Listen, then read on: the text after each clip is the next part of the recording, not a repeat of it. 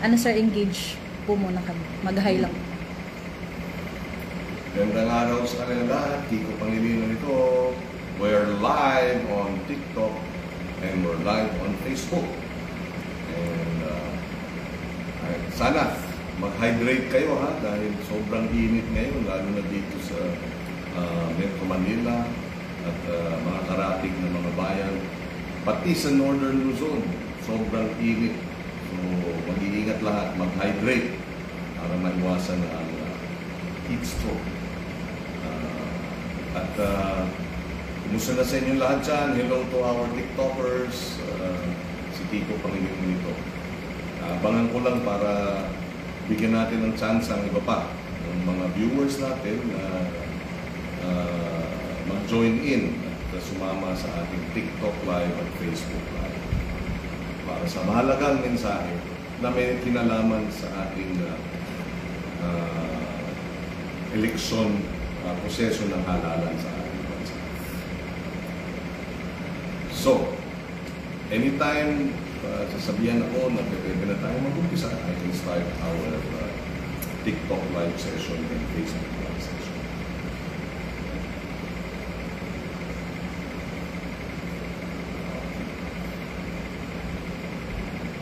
Okay. So, muli, magandang araw sa ating mga viewers, TikTokers, Facebookers. Si Kiko Pangilinan ito. We decided na magkaroon ng ganitong TikTok and Facebook live. We decided to go live kasi may mga issues sa halalan na very concerning. Sa atin, kapansin-pansin at maliwanag na recently, actually hindi recently, but more so viciously, we have been subjected to trolling, bashing in an organized and orchestrated way na clearly hindi ito mga online organic audiences, kung hindi most likely kasi sa ating nakikita, orchestrated, well-funded troll machinery para siraan ang ating kandidatura. Ano ang nangyari itong one of the latest? Tayo po ay naroon sa Pampanga, sa San Luis, Pampanga, sa farm ni Idol Romeo Katakutan. At kami po ay nagkaroon ng food vlog. Sa totoo lang, 2 taon na po ako nagpo-food vlog mula noong 2022. Kaya kung dun sa mga matagal na tayong pinapanood, hindi bago sa atin ang food vlogging, number 1. Number 2, yung ating naging programa, Hello Pagkain. Kaya pagdating sa usapin ng material at content, talagang Hello Pagkain ang ating pinapakita. Kaya hindi na ito bago. Nagtataka lang kami na biglang dito, para bagang kahapon lang ako nag-food vlog at kahapon lang ako gumamit ng kamay para kumain. Sa Pampanga pa. Yung nangyari ron, ang aming kasing nakaugalian ng tatay ko, ang turo sa amin, na tinuro ko rin sa aking mga anak, ay kumain ng kanin na may gatas ng kalabaw at may asin. So yun ang ginawa namin. Siyempre nasa Pampanga kami. At ginawa ni Idol Romeo, ibinigay sa atin yung kaldero dahil takip ng kaldero dahil nga yung gatas ng kalabaw pag nilagay mo dun sa banana leaf, sa dahon ng saging, kakalat. So yun, so, kumain tayo ng gatas ng kalabaw na may asin at kanin sa takip ng kaldero. And ano namin yan, core memory namin ng bata kami when we were growing up. Kasi Kapampangan ng father ko. And we grew up with Kapampangan delicacies. Kaya sana, yung mga nagsasabing hindi authentic, hello, pwede ba, nagpapakatotoo kami, huwag namang inaatake yung aming culinary culture bilang mga Kapampangan. Di ba? At kita nyo ang nangyari rito. Alam nyo, kulay puti yung aking suot. Pero dito, makikita mo, kulay blue na. Ang ibig sabihin niyan, nilagyan ng filter. Nilagyan ng filter, ang tawag daw nila sa mga Gen Z, yassified. O yan, So, nakakaasar kasi, bakit naman ako blue? Hindi naman blue ang kampanya ko, white. Yan, white, diba? So, halatang finilter. Tapos, lalo akong, parang ginawa ko, mistiso. Di ba yan? Pinaputi. Sabi daw kasi, hindi daw ako tunay na farmer. Well, hindi ko naman sinasabing farmer ako. Pero, ang tawag ko sa sarili ko, farmer CEO. Dahil, totoo naman, since 2012, nagpapatakbo ako ng farm enterprise. So, pati yung pagiging farmer CEO ko, ine-question, ano ba yan?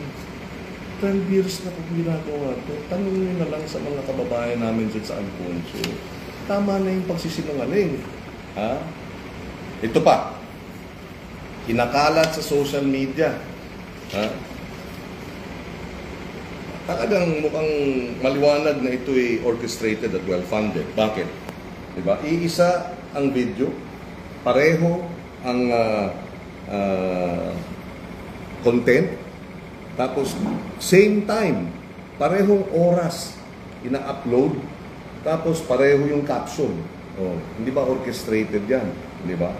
Iba-ibang pages pa kinakalat, various pages, same content, same material, and same time. So this is orchestrated, well-funded.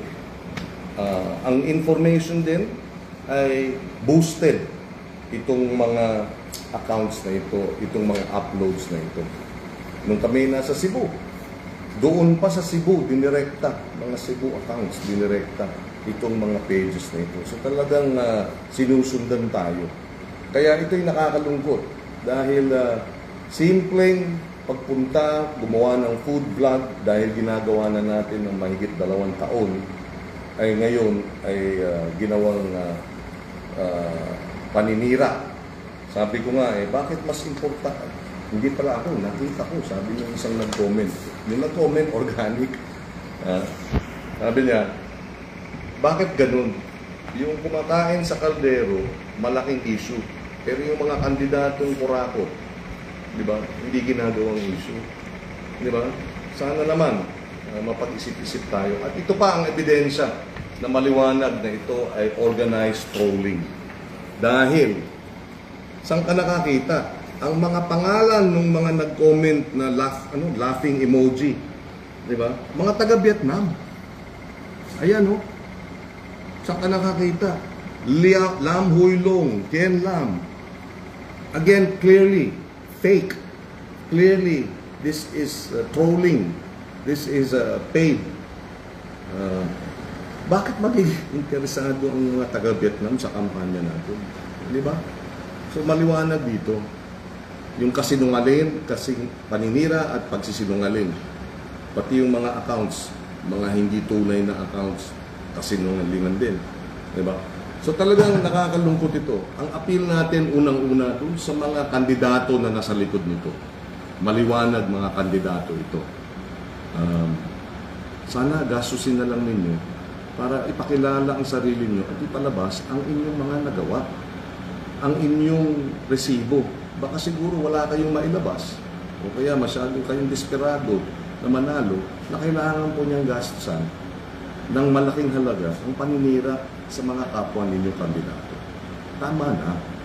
At syempre, kailangan kong sabihin ito para malaman din ng ating mga botante na may mga kandidato na gagawa ng anuman, gagastos ng milyon-milyon para sirain ang kapwa kandidato. Yung ba dapat ihalal, hindi ba? Maging mapagbantay tayo. At ang apel ako rin sa ating mga botante, huwag tayo basta-basta maniniwala dito sa mga paninira na ginagawa at malamang magiging mas maigting pa ito sa darating na mga araw. So, let's be vigilant. And ang appeal ko sa ating mga supporters, kung maaari i-expose ito. Kung maaari, huwag na nating labanan ang mga ganitong mga organized efforts with counter organized efforts to attack them. Ang gawin natin is ikalat natin yung katotohanan tungkol sa atin, tungkol sa ating kandidatura, tungkol sa mga nagawa natin. Gaya nung isang comment na sinabi nga, ako na nakakatuwa yung thank you sa comment mo na bakit binibigyang issue itong Caldero, pero yung mga issue ng kurakot sa gobyerno ng mga kandidato o yung mga walang nagagawa, hindi ginagawang issue. So doon pa lang, malaking bagay at palagay ko maraming makukumbinsi. Oo nga, no? So to our voters and our supporters, be vigilant. Let us not share right away itong mga paninira at mga kasinungalingan dahil hindi magandang resulta niyan. Pag nanalo ang isang kandidato sa pamamagitan ng pagsisinungaling, bakit hindi siya magsisinungaling pag nakaupo na siya? Kaya sana maging mapagbantay tayo. Ang apela ko rin sa COMELEC, sana mapag-aralan ng COMELEC ng ano pa ang pwedeng gawin para makontrol itong massive disinformation, massive trolling and bashing na nagaganap sa social media.